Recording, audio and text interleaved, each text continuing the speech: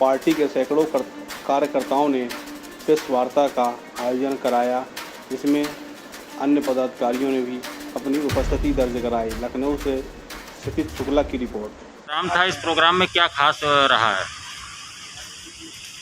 आज इंडिया जनशक्ति पार्टी के माध्यम से जो पूरे भारत देश में गरीब एवं सामान्य परिवारों को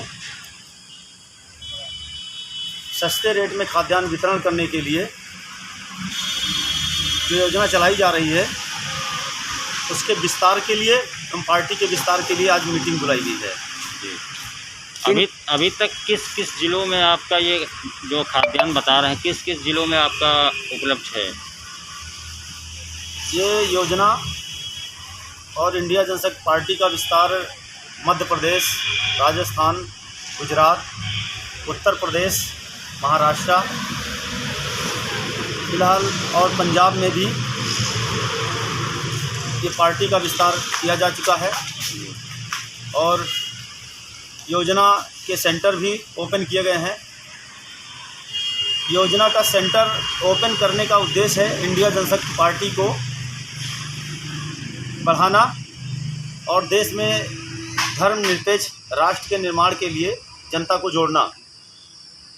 हमारा उद्देश्य है देश के गरीब नागरिकों को, सामान्य परिवारों को सस्ते रेट में खाद्यान्न मिले और इसके लिए ये योजना चलाई गई है।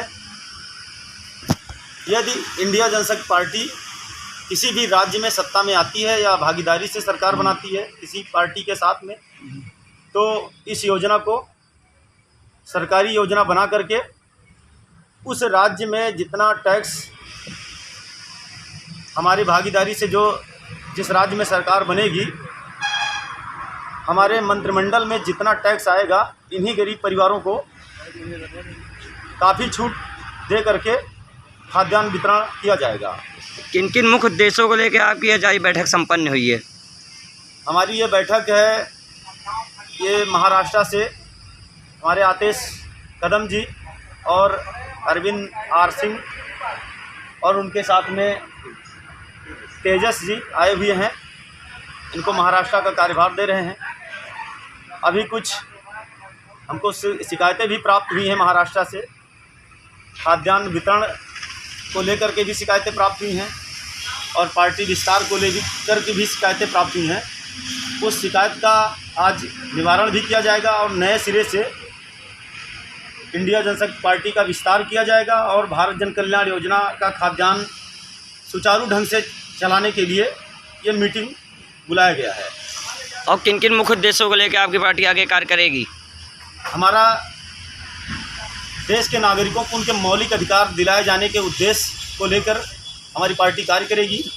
जैसे आप देख लीजिए, पूरे भारत देश में मौलिक अधिकार ये होता है, जैसे स्वच्छ जल, स्वच्छ हवा हमारा मौलिक अधिकार है कि इसको बिक्री नहीं होना चाहिए। जैसे देश में 20 रुपये की जो बोतलें बिक रही हैं, सरकार को इसको लगाम लगाना चाहिए। ये हमारा मौलिक अधिकार है, ये बिकना नहीं चाहिए। हमारा उद्देश्य है कि सस्ता खाद्यान्न ये जीवन जीने का अधिकार है। पानी हमारा जीवन जीने का अधिकार है। ऑक्सीजन हमारा जीवन जीने का अधिकार है। ये सब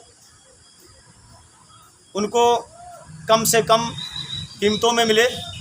कुछ जो हमारे काफ़ी उपयोगी चीज़ें हैं, जैसे पानी है, ऑक्सीजन है, ये फ्री में वितरण किया जाए।